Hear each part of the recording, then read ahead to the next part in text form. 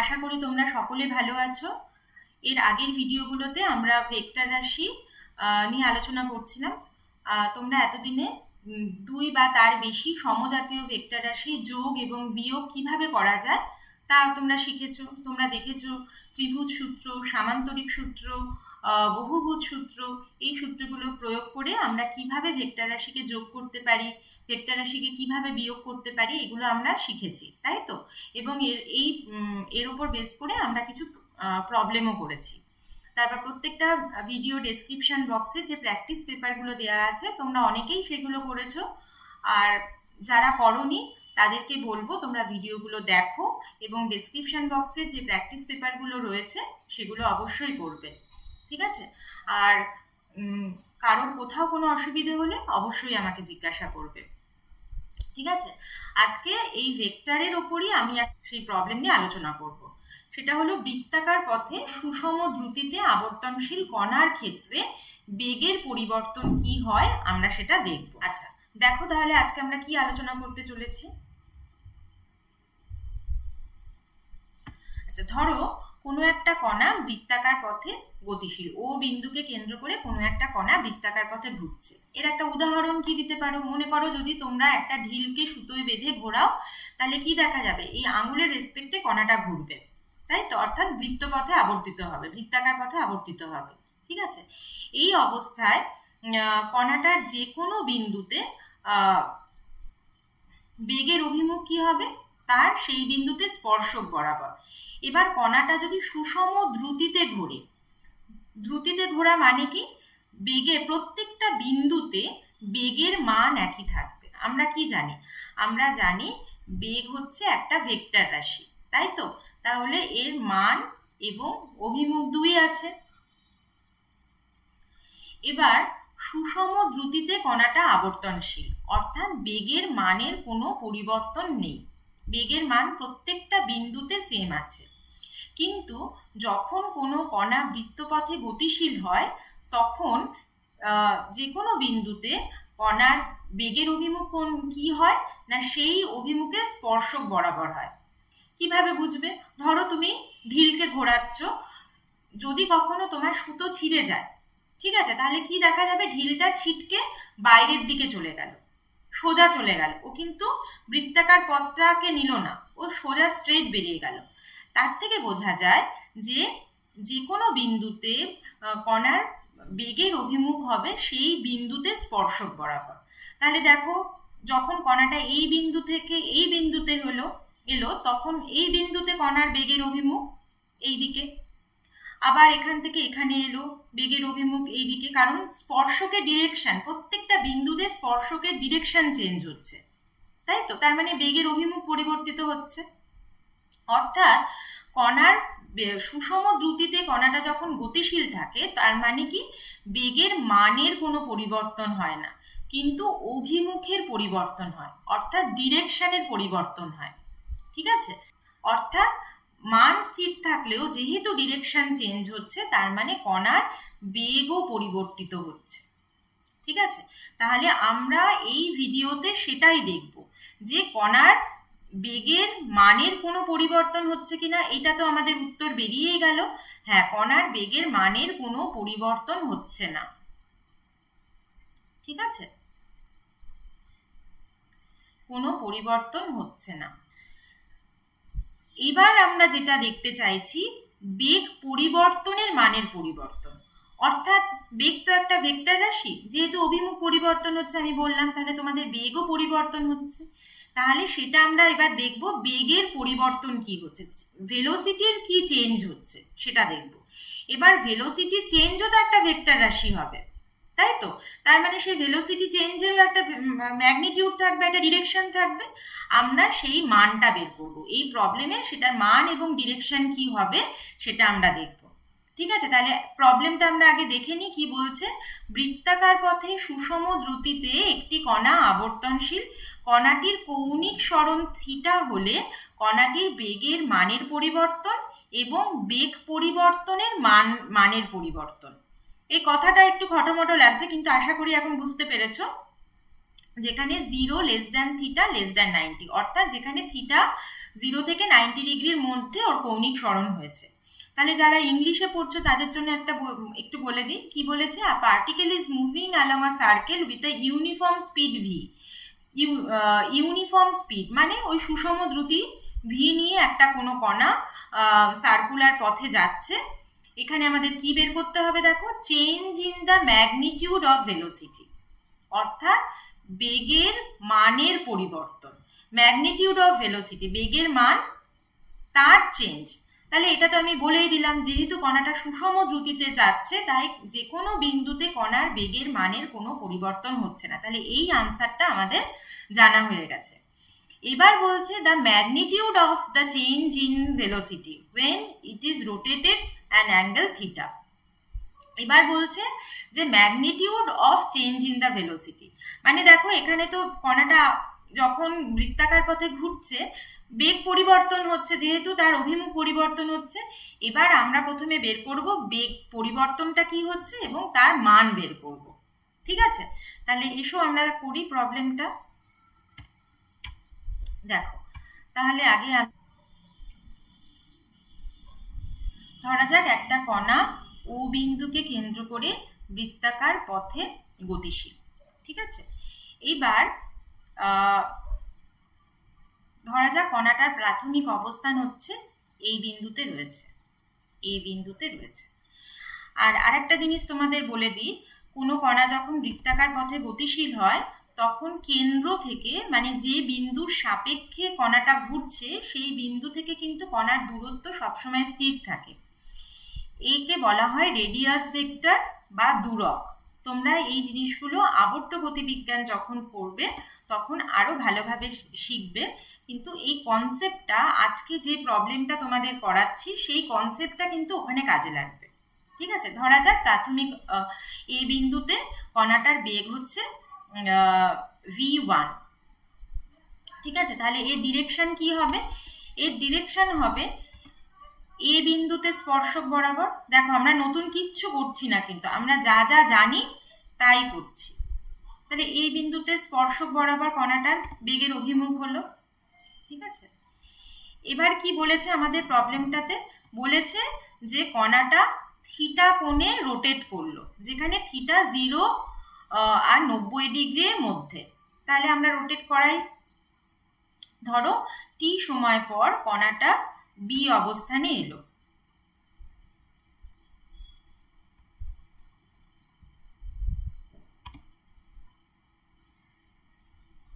ধরো এই বি অবস্থানে এলো কণাটা টি সময় পর। ঠিক আছে, ধরো কণাটা টি সময় পর এই বি অবস্থানে এলো। ঠিক আছে, এটা যদি আর হয় রেডিয়াস ভেক্টর আরই হবে, আর এটা হচ্ছে থিটা কোণ করলো, কারণ বলেছে কৌণিক সরণ হচ্ছে থিটা, আর থিটার মান কত? 0 আর 90 ডিগ্রির মধ্যে। ঠিক আছে, এবার বি বিন্দুতে কণার বেগের অভিমুখ কি হবে? বি বিন্দুতে স্পর্শক বরাবর হবে। তাহলে এইখানে আমি একটা স্পর্শক এঁকে নিই, এটা লাল দিয়ে আঁকলাম। ঠিক আছে, তাহলে এখানে আমার স্পর্শক বরাবর হলো, কোনো অসুবিধা নেই। তাহলে এই এ বিন্দুতে বেগ আমি v1 লিখছি, v1, আর বি বিন্দুতে বেগ হচ্ছে v2। ঠিক আছে, বেগের মানের কোনো পরিবর্তন নেই, বেগের মান একই থাকছে, অর্থাৎ magnitude of v1 equals to v আর magnitude of v2 equals to v। বেগের মানের কোনো পরিবর্তন নেই। দেখো আমরা যা যা জানলাম সেটা আমরা লিখে ফেললাম, তার মানে মানের কি কোনো পরিবর্তন হচ্ছে? বেগের মানের কোনো পরিবর্তন হচ্ছে না।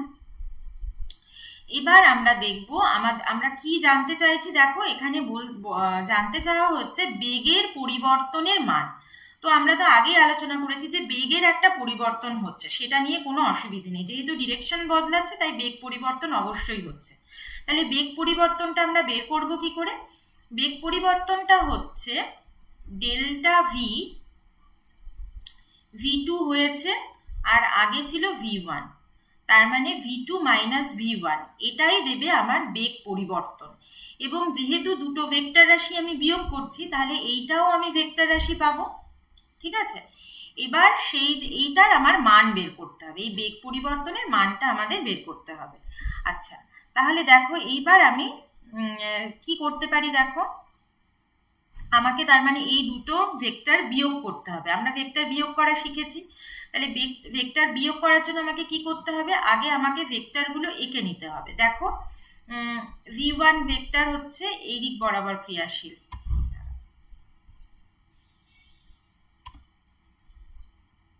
ধরো এটা v1 ভেক্টর। ঠিক আছে,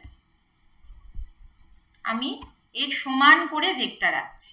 সমান ভেক্টর কি তোমরা জানো, ইকুয়াল ভেক্টর, ম্যাগনিটিউড আর ডিরেকশন সেম হবে। এটা ধরো v1, এটা এ বিন্দু।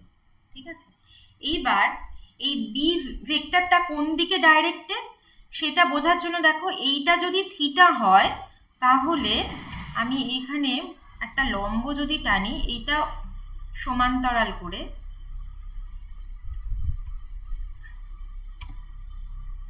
আমি v1 এর রেসপেক্টে v2 ডিরেকশনটা আমি বের করতে চাইছি। তাহলে কি করব, v1 এর সমান্তরাল করে আমি এই বিন্দুতে একটা রেখা টানলাম।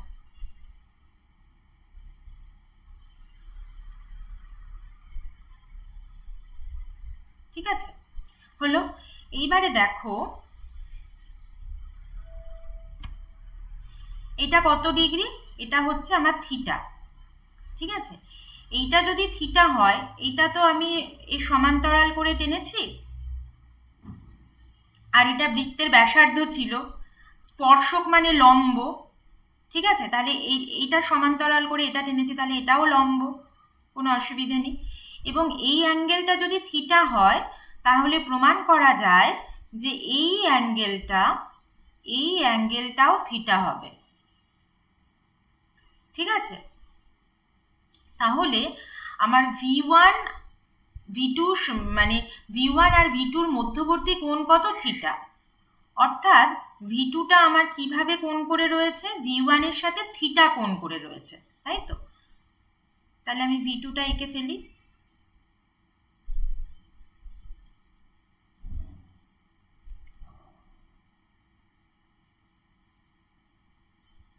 এটা হচ্ছে আমার v2 ভেক্টর।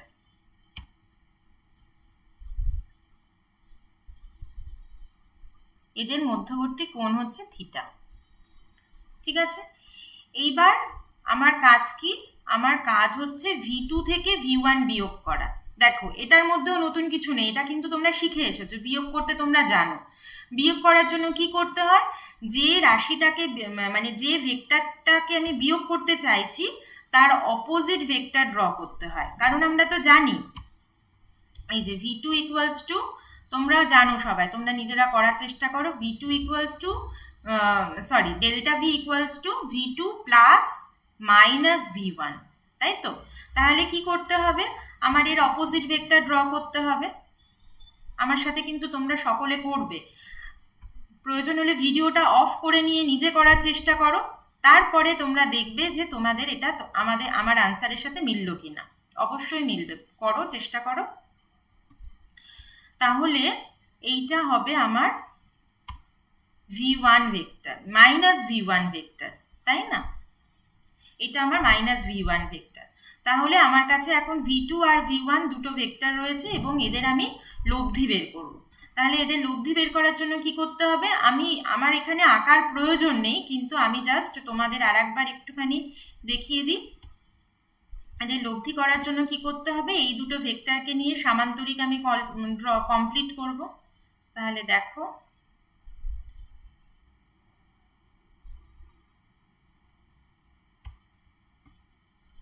এটা আমি সামান্তরিক করলাম এই দুটো বাহুকে নিয়ে, আর আমার এই পয়েন্ট থেকে সামান্তরিকের যে কর্ণটা হবে সেটাই আমার লব্ধিকে নির্দেশ করবে, তাই তো। এটা হবে আমার লব্ধি, মানে কি এখানে কি এই লব্ধিটা এখানে ডেল্টা ভি। তাহলে দেখো এই ডেল্টা ভিটার আমি ম্যাগনিটিউডও পেয়ে যেতে পারি এবং ডিরেকশনও পেয়ে যেতে পারি। ধরো এটা এর সাথে ফাই কোণ করে রয়েছে, এই v1 মাইনাস v1 এর সাথে ফাই কোণ করে রয়েছে। ঠিক আছে, তাহলে আমি এর ম্যাগনিটিউড এবং ডিরেকশন দুটোই আমরা বের করতে পারি। এই যে বেগের যে পরিবর্তন হচ্ছে তার ম্যাগনিটিউড এবং ডিরেকশন দুটোই বের করতে পারি। তাহলে আমার এখানে বলেছে ম্যাগনিটিউড বের করতে, তাহলে আমি সেটা করি। তাহলে সেটার মান কি, আমরা কি শিখে এসেছি, দুটো ভেক্টর পি কিউ হলে তাদের রেজাল্টেন্ট যদি আর হয় তাহলে r equals to root over P square plus Q square plus twice P Q cos alpha, যেখানে আলফা হচ্ছে এই যে আমরা শিখে এসেছিলাম, নিশ্চয়ই তোমাদের মনে আছে। ধরো দুটো ভেক্টর রয়েছে পি আর কিউ, তাদের মধ্যবর্তী অ্যাঙ্গেল আলফা, তাহলে তাদের রেজাল্টেন্ট কি হবে, r equals to root over P square plus Q square plus twice P Q cos alpha. এটা আমাদের ওয়ার্কিং ফর্মুলা।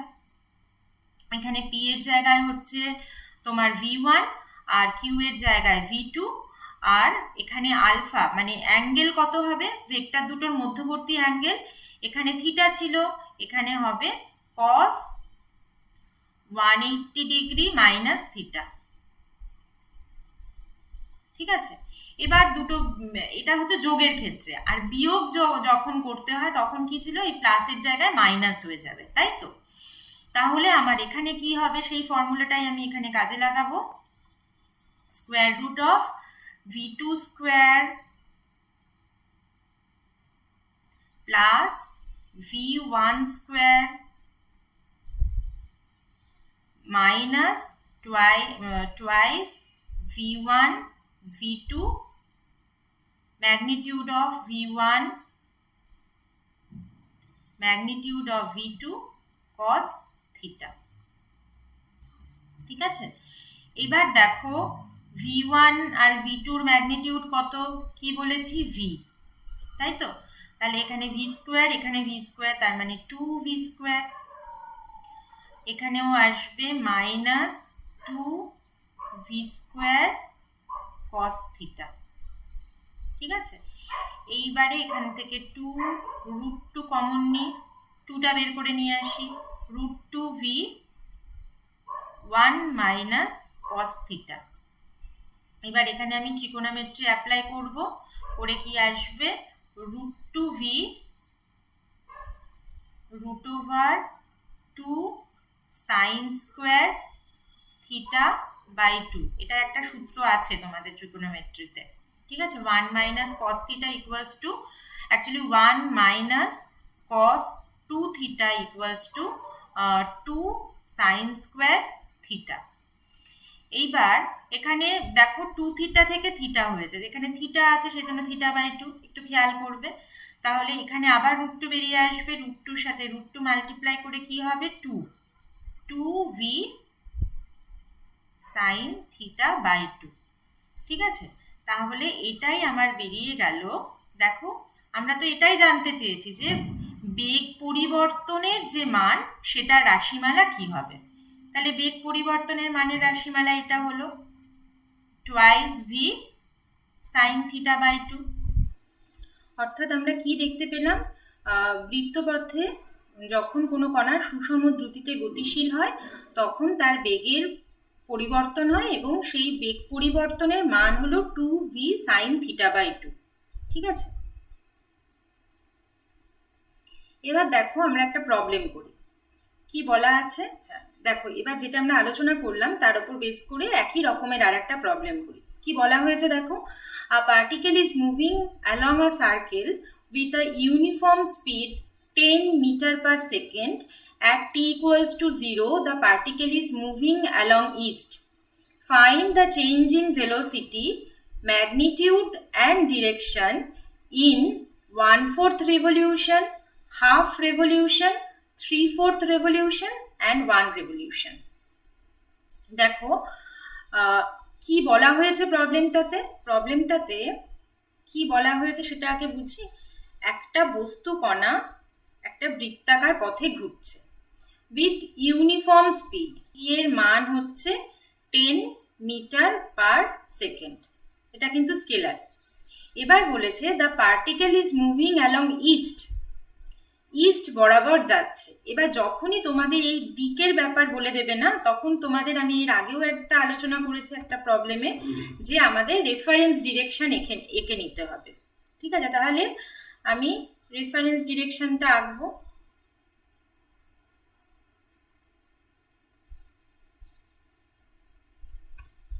কি হবে?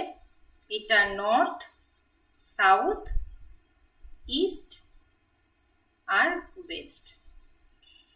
ঠিক আছে, এই অবধি বোঝা গেল কিসে কোন দিকে যাচ্ছে, ইজ মুভিং অ্যালং ইস্ট। তার মানে আমি ধরো পার্টিকেলটা, কণাটা কোনো একটা সময় এই বিন্দুতে রয়েছে। এবার আমি কেন এই বিন্দুটা নিলাম? দেখো, বলেছে পূর্ব দিকে যাচ্ছে, অর্থাৎ কণার বেগের অভিমুখ হবে পূর্ব দিকে। তাহলে আমরা কি জানি, কোনো বিন্দুতে বেগের অভিমুখ কি হয়? সেই বিন্দুতে স্পর্শক বরাবর। তাহলে এই বিন্দুতে যখন থাকবে, তখন এই বিন্দুতে স্পর্শক বরাবর কণার বেগের অভিমুখ হবে। এবং দেখো, এটা আমার পূর্ব দিক হলো। ঠিক আছে, সেই জন্য আমি এই বিন্দুটা নিলাম। ঠিক আছে, তাহলে এইটা ধরো বৃত্তপথের কেন্দ্র, এইটা প্রাথমিক অবস্থান, এটা এ অবস্থান। ঠিক আছে, এটা হলো v1, অর্থাৎ এ অবস্থানে কণার বেগ। এইবারে দেখো কি বলেছে, find the change in velocity, magnitude and direction. আগের অঙ্কটাতে আমরা কেবলমাত্র ভেক্টরের যে চেঞ্জ হয়েছে সেটার মানটা বের করেছি, কিন্তু আমরা ডিরেকশনও বের করতে পারবো। এখানে কি বের করতে বলেছে দেখো, find the change in velocity, magnitude and direction. মান এবং দিক দুটোই আমাদের বের করতে হবে। এর আগে আমরা দেখেছি যখন বৃত্তাকার পথে ঘোরে তখন ভেলোসিটি পরিবর্তিত হয় এবং তার মান বের করেছি, ডিরেকশনটা বের করিনি। এখানে আমরা ডিরেকশনটাও বের করব। আগেরটাতেও আমরা ডিরেকশন বের করতে পারতাম, মান বের করতে পারলে আমাদের যে ফর্মুলা ছিল লব্ধির যে ডিরেকশন বের করা, সেটা অ্যাপ্লাই করলেই আমরা করতে পারতাম। ঠিক আছে, এইবার কখন কখন মানে চারটে পজিশন বলে দিয়েছে। দেখো, বলেছে 1/4 অফ রেভলিউশন, অর্থাৎ এটা একটু কি বলে নিই একটু। ধরো যখন কোনো কণা বৃত্তাকার পথে ঘুরছে, এইভাবে ঘুরছে, তখন এই কণার গতিপথকে আমি চারটে ভাগে ভাগ করতে পারি। এটা প্রথম ফার্স্ট হাফ, এটা আমার সেকেন্ড হাফ, এটা থার্ড, এটা ফোর্থ। তাহলে এই পুরোটা যদি আমার একটা কমপ্লিট রেভলিউশন হয়, পূর্ণ আবর্তন হয়, তাহলে 1/4 ভাগ মানে কণাটা কোথায় এসেছে? এইখানে এসেছে। তারপর হাফ রেভলিউশন মানে কোথায় এসেছে? কণাটা এখানে এসেছে। 3/4 রেভলিউশন মানে কণাটা এখানে এসেছে। আর 1 কমপ্লিট রেভলিউশন মানে কণাটা আবার আগের জায়গায় চলে এসেছে। ঠিক আছে, তাহলে এই ব্যাপারগুলো বোঝা গেল। 1/4 revolution, half revolution, 3/4 revolution, 1 revolution. আগের অঙ্কটাতে আমরা কি করেছিলাম, কণাটার কৌণিক সরণ থিটা ছিল। এই থিটার মান কি ছিল? 0 থেকে 180 ডিগ্রি এর মধ্যে থিটাটা ছিল। এক্ষেত্রে কৌণিক সরণ কি? 1/4 মানে কত কোণ গেল? 1/4 মানে হচ্ছে 90 ডিগ্রি। হাফ রেভলিউশন মানে 180 ডিগ্রি। 3/4 মানে 180 প্লাস 90, 270 ডিগ্রি। আর 1 কমপ্লিট রিভলিউশন মানে 360 ডিগ্রি গেল। ঠিক আছে, তাহলে কৌণিক সরণ প্রত্যেকটার ক্ষেত্রে আমি পেয়ে গেলাম। ঠিক আছে, এইবারে দেখো, আমি এইখানে আমি যেভাবে করব, আমি এখানে বেসিক্যালি 4টে প্রবলেম রয়েছে। তোমাদের 4টে তো একসাথে দেবে না, যে কোনো একটা দেবে। তো আমি প্রথমটা ধরো তোমাদের করে দিচ্ছি, দেখিয়ে দিচ্ছি। এবার প্রবলেমটা তোমাদের বুঝিয়ে দিলাম। এবারে তোমরা কি করবে, এই পরের 3টে তোমরা নিজেরা করবে। ঠিক আছে, এইটার লিঙ্ক আমি ডেসক্রিপশন বক্সে দিয়ে রাখছি। ডেসক্রিপশন বক্সে লিঙ্কটা খুলবে, করে আনসার ওখানে পুট করবে। ঠিক আছে, আমি দেখতে চাই এটা প্রত্যেকে করবে তোমরা, এবং কি আনসার আসছে সেটা তারপর দেখবে, এবং আনসারটাও আমি দিয়ে রাখবো লিঙ্কে। ঠিক আছে, এর বাকি পার্টগুলোর যে আনসার সেগুলো আমার ডেসক্রিপশন বক্সে দেওয়া থাকবে। ঠিক আছে, তাহলে আমি প্রথম পার্টটা করি। কি বলছে? 1/4 রেভলিউশন হলো, অর্থাৎ এইখানে কণাটা এলো। ঠিক আছে, তাহলে এইখানে কণাটা আসলে এই বিন্দুতে কণার গতির অভিমুখ হবে এই বিন্দুতে স্পর্শক বরাবর, তাই তো? তাহলে এই বিন্দুতে যদি স্পর্শক বরাবর হয় তাহলে এইটা হবে আমার v2। ঠিক আছে, এবার আমাকে কি বের করতে বলেছে? চেঞ্জ ইন ভেলোসিটি, ভেলোসিটির বেগের যে পরিবর্তন সেটা বের করতে বলেছে। সরি, ডেল্টা v2 হবে না, ডেল্টা v, বেগের পরিবর্তন। ডেল্টা v মানে কি? v2 অন্তিম ভেলোসিটি মাইনাস প্রাথমিক ভেলোসিটি, এটাই চেঞ্জ ইন ভেলোসিটি। এবার দেখো এই বেগটা কোন দিক বরাবর রয়েছে, এইখানে যেহেতু 90 ডিগ্রি ব্যাপার, তখন এটা ব্যাপারটা আমাদের পক্ষে ইজি হয়ে গেল, কিন্তু আমি তাও ওই ফর্মুলাতেও পুট করে দেখাবো আর এইভাবেও আলাদাভাবে ইন্ডিপেন্ডেন্টলিও করব, দুটোতে দেখি এক আনসার আসে কিনা। তাহলে এইখানে আমার এটা আমার v1 আর এইটা হলো v2 ডিরেকশন। ঠিক আছে, তাহলে এদের মধ্যবর্তী কোণ কত? ইজিলি বোঝা যাচ্ছে 90 ডিগ্রি। তাহলে আমি v2 মাইনাস v1 মানে করবো, মানে কি আমার এর উল্টো দিকে আমাকে একটা ভেক্টর ড্র করতে হবে, করে সামান্তরিক সূত্র অ্যাপ্লাই করতে হবে, তোমরা এগুলো জানো আর আমি ডিটেলে যাচ্ছি না তার। ঠিক আছে, আমি ডিরেক্ট ফর্মুলাটা লিখছি। তাহলে ডেল্টা v আমার কি হবে? ডেল্টা v হবে তার magnitude root over v2 square plus v1 এর magnitude square minus 2 v1 v2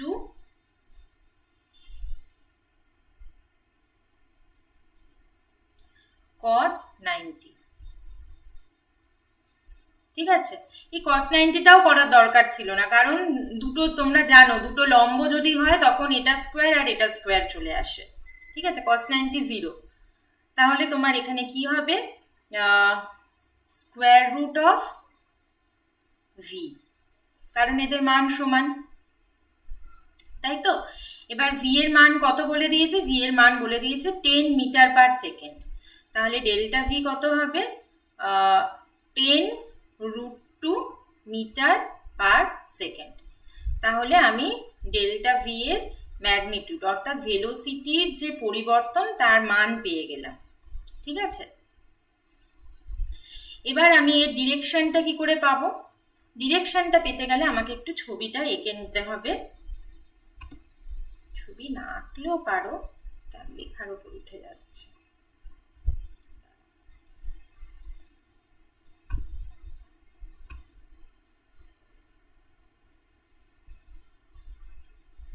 একটু টাইম দাও, আমি এঁকে নিই।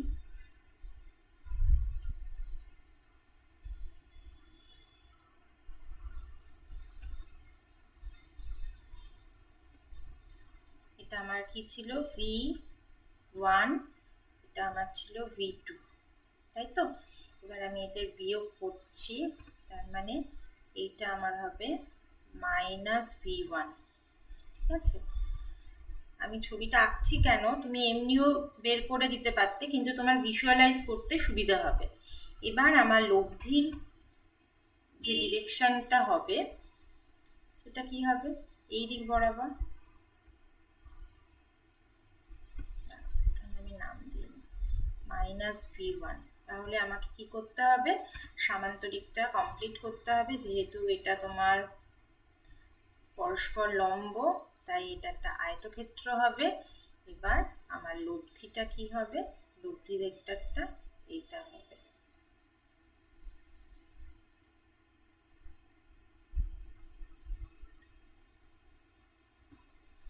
ঠিক আছে, এই লব্ধি ভেক্টরটা মানে কি? মানে হচ্ছে ডেল্টা ভি।